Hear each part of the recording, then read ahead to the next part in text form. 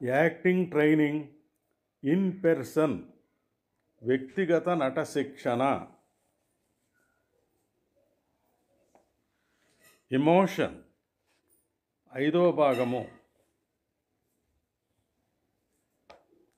ఈ పైకి కనబడని ఉద్వేగం, డార్మెంట్ ఎమోషన్.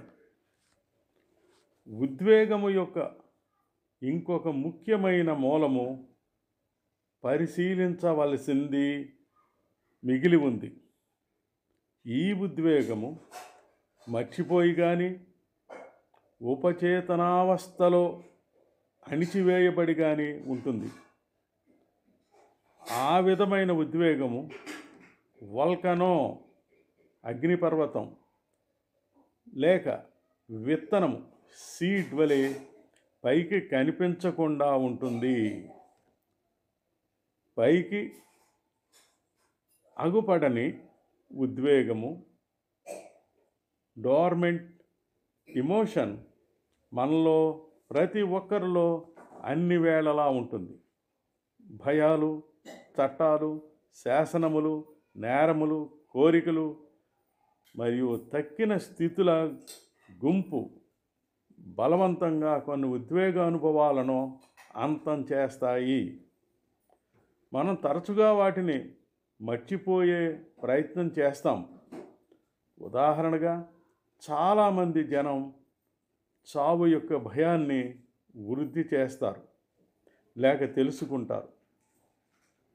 ఎవరైనా నిరంతరం వారి చావు గురించి ఉద్వేగం, భయంలో, ఎరుకలో ఉంటే, లేక వారు ప్రేమించిన వారి చావు గురించి భయంలో ఉన్నా, వారికి నరాల బలహీనత చాలా ఎక్కువ కలిగిన అనుభవం రావచ్చును, పిచ్చి రావచ్చును, లేక అసాధారణంగా ప్రవర్తించవచ్చును, మరియు నాశనము చేయు మార్గములో పోవచ్చును.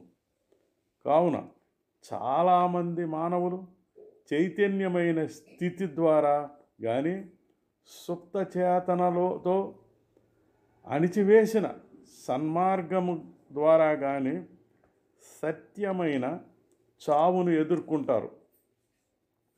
అణిచివేయబడిన ఉద్వేగము మనలో అంతర్గతంగా దాగి ఉంటుంది మరియు నిరంతరం అంతర్గతంగా ఉత్పత్తి స్థానముగా ఉండి పెళ్ళుబుకుతుంది.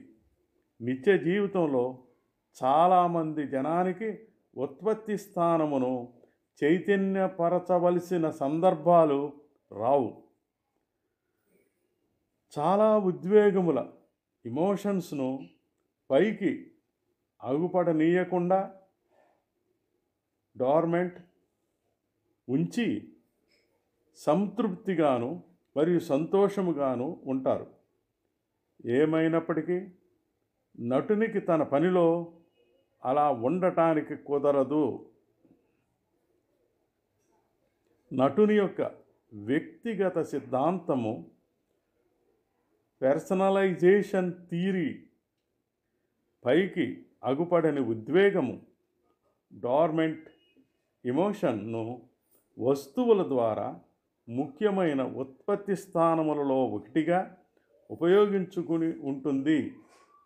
ఒకవేళ ముఖ్యమైన ఉత్పత్తి స్థానము కాకపోతే ఉద్వేగమును పురుగొల్పటం ద్వారా ఉపయోగించుకుంటుంది.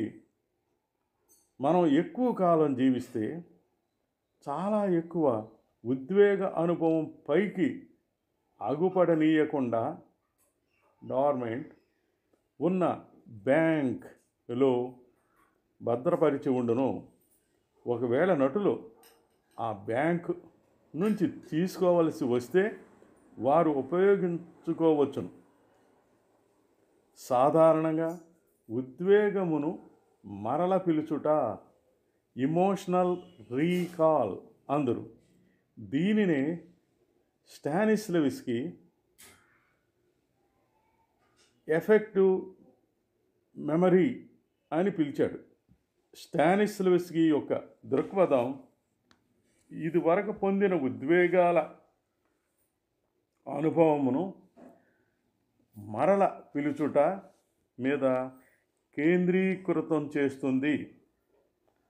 అలా చేయాలంటే నటుడు ప్రత్యేక అనుభవమును విశదముగా గుర్తుంచుకోవలెను. అతను ఏమి చేశాడో, చెప్పాడో మరియు భావించాడో ఆ అసలైన తీవ్రతను మరల పిలుచుట సాధ్యమైనంత వరకు ప్రయత్నించవలెను.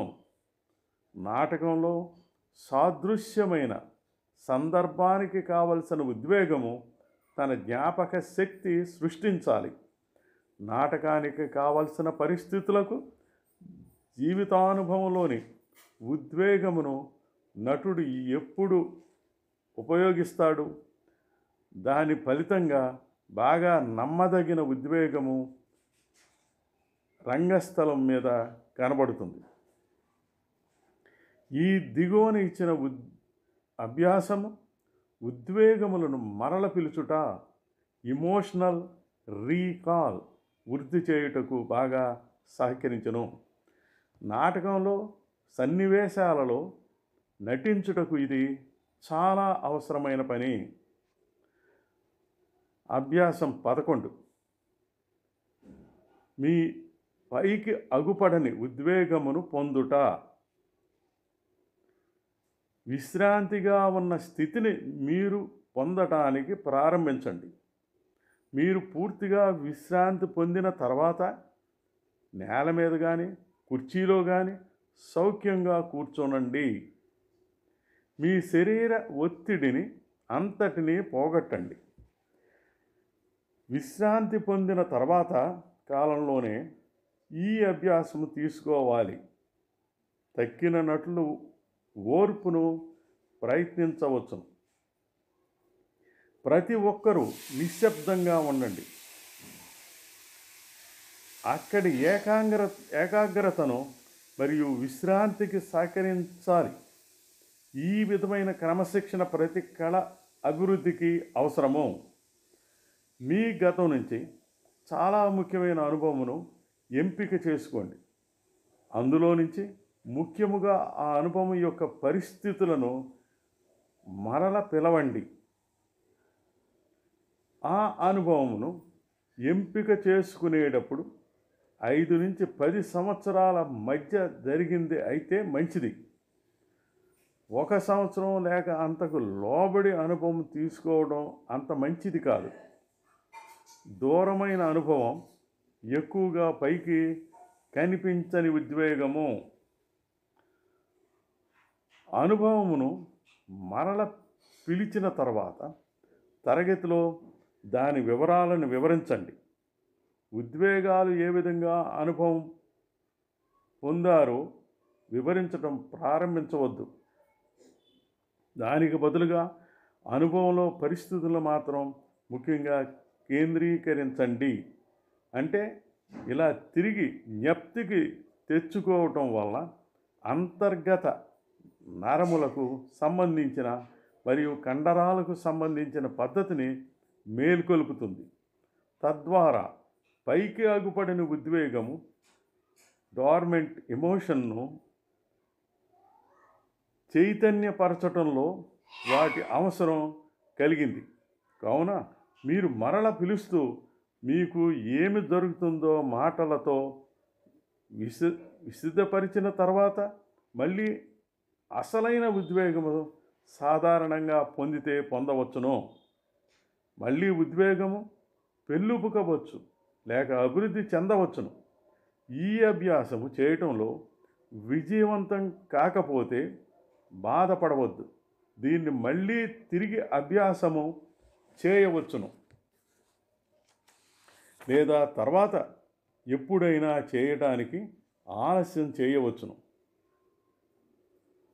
ఉద్వేగ జ్ఞాపక శక్తి, ఇమోషనల్ మెమరీ క్లిష్టమైనది మరియు కష్టమైనది. ఈ శిల్పము వ్యక్తిగతమైనది కాబట్టి విజయవంతం కావాలంటే ప్రతిభావంతమైన జ్ఞాపక శక్తి కోసం చాలాసార్లు ప్రయత్నించవలసి వస్తుంది.